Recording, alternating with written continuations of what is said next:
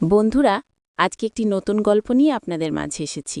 আশা করি গল্পটি আপনাদের অনেক ভালো লাগবে। আমার ছেলে একই বেডরুমে থাকত। হঠাৎ একদিন মাঝরাতে মেয়ের কান্নার মতো শব্দ শুনে আমি অবাক হয়ে গেলাম। শব্দটা এতটা অস্বাভাবিক ছিল, যার কারণে আমার মনে এক অদ্ভুত উত্তেজনা তৈরি হল। আমার মেয়ে আস্তে করে বলছিল, ভাইয়া, একটু আস্তে, মায়ের ঘর কিন্তু একদম কাছেই। আর তাদের কথাবার্তা শুনে আমার মনে সন্দেহ তৈরি হয়েছিল। আমি আস্তে করে তাদের ঘরের জানালায় উকি দিলাম। আর তখন উকি দিয়ে যা দেখতে পেলাম, সেটা দেখে আমার নিঃশ্বাস বন্ধ হয়ে যাওয়ার মতো অবস্থা। আমার নাম সীমা। আমি সাধারণ একজন গৃহবধূ ছিলাম। আমার একটি মেয়ে সন্তান ছিল। আমার মেয়ের নাম ছিল সুমাইয়া, এবং আমার একটি ছেলেও রয়েছে। আমার ছেলের নাম হচ্ছে সুজন। সুমাইয়া পড়াশোনা করত হস্টেলে। তবে সুমাইয়া তার পড়াশোনা হোস্টেলে শেষ করবে এই সিদ্ধান্তই নিয়েছিল। আমি তার ইচ্ছার উপর কখনো জোর দিইনি। বর্তমানে সাদিয়া বাড়ি ফিরেছে গ্র্যাজুয়েশন সম্পন্ন করে, এবং একই সময়ে সুজনও তার পড়াশোনা শেষ করে ফেলেছে। তারা দুইজন অনেকদিন পরে একসাথে একই সঙ্গে দেখা করল। কয়েকদিনের মধ্যে সাদিয়া এবং সাজিদ চাকরির জন্য অন্য কোনো একটি শহরে যাওয়ার সিদ্ধান্ত নিয়ে নেয়। তাদের চাকরি একসাথে হলেও অন্যান্য কোম্পানিতে ছিল। তারা সিদ্ধান্ত নেই, একসাথে থাকলে দুজনেরই খরচ খুব কম হবে। আমারও তাদের দুজনের এই সিদ্ধান্তটি ঠিক বলে মনে হচ্ছিল, তাই তাদের একসাথে থাকার অনুমতি দেই। আমি তাদের কাজের জন্য অন্য একটি শহরে পাঠিয়ে দিই। কিন্তু সন্তানদের চলে যাওয়ার পর খুবই ফাঁকা ফাঁকা লাগছিল বাড়ি। আমি জানতাম তাদের নিজেদের জীবন গড়ার জন্য এটি গুরুত্বপূর্ণ। এর মধ্যে আমাদের পরিবারের আর্থিক অবস্থা খুব একটা ভালো ছিল না। আমার স্বামীর সামান্য পেনশন ছিল, খুবই কম, যা দিয়ে আমাদের পুরো পরিবারের খরচ চালানো খুব কঠিন হয়ে পড়েছিল। সন্তানদের পড়াশোনার খরচ চালানোর জন্য আমরা আমাদের একমাত্র একটি বাড়ি বিক্রি করি বাধ্য হয়ে। বছরখানেক পরে আমাদের সন্তানরা চাকরি পেয়ে প্রতি মাসে কিছু অর্থ পাঠাতে শুরু করেছিল। তো আমি সেই অর্থ কিছুটা বাড়ির খরচে ব্যয় করতাম, আর বাকিটা সঞ্চয় করতাম। এভাবে দেখতে দেখতে 7 মাস কেটে যায়। কিন্তু এই সময়ের মধ্যে আমি একবারও আমার সন্তানদেরকে দেখতে যেতে পারিনি। আমার স্বামী ক্যান্সারে আক্রান্ত ছিলেন, এবং তাকে দেখাশোনার মতো বাড়িতে আর কেউ ছিল না। আবার 3 বছর পর দীপাবলির সময় এলো। আমি সন্তানদেরকে বাড়িতে আসার জন্য বলি, কিন্তু তারা তাদের কাজের ব্যস্ততার অজুহাত দিয়ে তারা আসতে রাজি হয়নি। আমি ফোনে তাদের কাছে আমার আকুতি জানালেও তাতে আমার কোনো লাভ হয়নি। তাই অবশেষে আমি নিজেই তাদের সাথে দেখা করার সিদ্ধান্ত নিই। অনেকদিন হলো তাদেরকে দেখি না, তাই তো একদিন আমি আমার এক ঘনিষ্ঠ বান্ধবীকে ডেকে আমি আমার স্বামীর যত্নের দায়িত্ব দিলাম, এবং সন্তানদের কাছে যাওয়ার জন্য আমি যাত্রা শুরু করলাম। ট্রেন স্টেশন থেকে আমি ভিডিও কল করে আমার মেয়ে এবং আমার ছেলেকে জানালাম যে আমি আসছি। আমার ছেলে সুজন আমি আসছি, এই খবর শুনে সে বিস্মিত হয়। সে আমাকে বলল, মা, তোমাকে আসার দরকার নেই, 3 দিনের মধ্যে বাড়ি আমরা ফিরব। ছেলের কথা আমি তাকে প্রতিশ্রুতি দিলাম এবং বাড়িতে চলে আসলাম।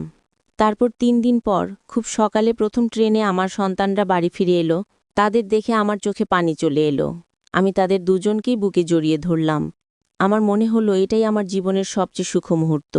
আমি শাহিদ সাদিয়াকে দীর্ঘদিন ধরে একসঙ্গে দেখে খুব খুশি হয়েছিলাম। তবে সাদিয়ার মধ্যে বেশ কিছু শারীরিক পরিবর্তন লক্ষ্য করলাম। আমি দেখলাম যে গত 3 বছরে সাদিয়ার চেহারার অনেক পরিবর্তন এসেছে। যেদিন তারা বাড়ি ফিরে আসলো, আমি একটু লক্ষ্য করলাম যে তারা দুজনে একসাথে একটি ঘরে ঢুকে গেল। আমি ভেবেছিলাম সুমাইয়া হয়তো তার ব্যাগগুলো রেখে সেই ঘর থেকে বেরিয়ে আসবে, কিন্তু 3 ঘন্টা কেটে যাওয়ার পরও তারা সেই ঘর থেকে বের হয়নি। তখন আমি চা, বিস্কুট ও নাস্তা নিয়ে তাদের ঘরে গেলাম। আমি বললাম, তোমরা দুজনে কি এখন থেকে এই এক ঘরেই থাকবে? বাড়ির ওই পাশে আরেকটা ঘর আছে সুজন, তুমি সেখানে চলে যাও, এই ঘরটায় সুমাইয়া থাকুক। তখন সুজন বলল, না মা, আমি সুমাইয়াকে ছেড়ে অন্য ঘরে থাকতে পারবো না। আমরা গত 3 বছর ধরে একই ঘরে থাকার অভ্যাস করে ফেলেছি, এখানেও ঠিক এমনই থাকব। তার কথা শুনে আমার একটু অস্বস্তি হলো। আমি সুমাইয়ার দিকে তাকিয়ে সুমাইকে বললাম, সুমাইয়া, তুমি কিন্তু এখন আর ছোট নেই, আর তোমার ভাইও বড় হয়ে গেছে। একই ঘরে থাকা কি ঠিক হবে? যদি কখনো তোমার একা থাকার প্রয়োজন হয়, তখন কিভাবে তুমি ম্যানেজ করবে? তখন সুমাইয়া উত্তর দিল, বলল, মা, আমরা যে শহরে কাজ করতাম তো সেখানকার ঘরের ফ্ল্যাটের ভাড়া অনেক বেশি ছিল, তাই আমরা গত 3 বছর ধরে একই ঘরে থেকেছি। যখন সেখানে আমরা দুজন থাকতে পেরেছি, তাহলে এখানে কেন আমরা থাকতে পারবো না? আমার ছেলে সুজন ও সুমাইয়া একসঙ্গে একটি ঘরে থাকতে চেয়েছিল। আমি তাদের সিদ্ধান্তে আপত্তি করিনি। তো সেই দিন আমি সারাদিন ঘরের কাজেই ব্যস্ত ছিলাম। দুপুরে সুজনের পছন্দের খাবার তৈরি করলাম এবং রাতে সাদিয়ার পছন্দের খাবার তৈরি করলাম। এটা আমার কাছে অস্বাভাবিক মনে হলো। তখন আমি সুমাইয়াকে জিজ্ঞেস করলাম, তুমি এত কম খাচ্ছ কেন? আগে তোমার তো প্লেট পুরোটাই পরিষ্কার হয়ে যেত। সাদিয়া বলল, মা, আমার এখন রুচি বদলে গেছে। মেসের সাধারণ খাবারের আমি প্রায় অভ্যস্ত হয়ে গেছি। তুমি খাওয়া থেকে মেয়েটা রান্না করো। তাদের দুজনের মধ্যে এই পরিবর্তন দেখে আমার মনে হচ্ছিল বাইরে থাকার অভিজ্ঞতা তাদের দুজনের আরও দায়িত্বশীল এবং পরিস্থিতি অনুযায়ী মানিয়ে নেওয়ার ক্ষমতা শিখিয়েছে। তবে আমি কিছুটা লক্ষ্য করছিলাম আমার মেয়ে এবং ছেলে একে অপরের থেকে এক মুহূর্তও দূরে থাকতে পারছিল না। যেখানে সুমাইয়া থাকত, ঠিক সুজন সেখানে চলে যেত। এক রাতে আমার স্বামী ঘুমিয়ে পড়ল। তারপর আমি তাদের ঘরে গেলাম। আমাদের এবং তাদের দুজনের ঘর ছিল পাশাপাশি। আমি ভাবলাম যে একটু কথা বলি তাদের সঙ্গে। ঘরে ঢুকে দেখি সাজিদ সাদিয়ার হাত ধরে বসে আছে। আমাকে দেখে তারা একেবারে চমকে উঠল, যেন তারা দুজন কিছু লুকাচ্ছিল। আমি সেই সময় তাদের কিছু বলিনি এবং বিষয়টা এড়িয়ে গেলাম। কিন্তু পরের দিন সকালে একটি এমন ঘটনা ঘটল যা আমাকে খুব চিন্তায় ফেলে দিল। সকালের দিকে আমি তাদের ঘরের দিকে গেলাম। দেখলাম বিছানার চাদরটা শুকাতে দেওয়া হয়েছে। এত সকালে কে চাদর ধুতে পারে? অবাক না হয়ে আমি সুমাইয়াকে জিজ্ঞাসা না করে ঘরের দিকে এগোলাম। দেখি ঘরের দরজা বন্ধ করা। ঠিক তখনই পেছন থেকে সুজনের ডাক শুনলাম আমি, মা, নাস্তা কি বানিয়েছ? দরজার বাইরে এসে আমাকে প্রশ্ন করল সুজন। আমি তাকে জিজ্ঞাসা করলাম, এত সকালে কে তোমাদের ঘরের চাদর ধুয়েছে? কিসের জন্য ধুয়েছে?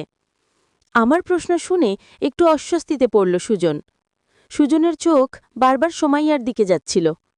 তখন সামনে এসে সুমাইয়া বলল, মা, চাদরে ধুলো জমেছিল, তাই চাদরটা আমি ধুয়েছি। বারবার হাঁচি আসছিল, এজন্য সকালে আমি ধুয়ে নিয়েছি। আমি বললাম, আমি সবকিছু পরিষ্কার করেছিলাম তোমাদের আসার আগে, চাদরে কিভাবে ধুলো আসবে? আমার প্রশ্ন শুনে সুমাইয়া একটু চিন্তায় পড়ল। তার মুখের অভিভক্তি বলে দিচ্ছিল সে কিছু লুকাচ্ছে। তখন সুজন বলল, মা, আমার খুব খিদে পেয়েছে। তুমি কি চাদর নিয়ে কথা বলছো আর আমি খেতে পাচ্ছি না? তুমি কি খাবার দেবে নাকি আমাকে বাইরে গিয়ে খেয়ে আসব? এই কথা শুনে আমি আলোচনা বন্ধ করে নাস্তা বানাতে চলে গেলাম রান্নাঘরে।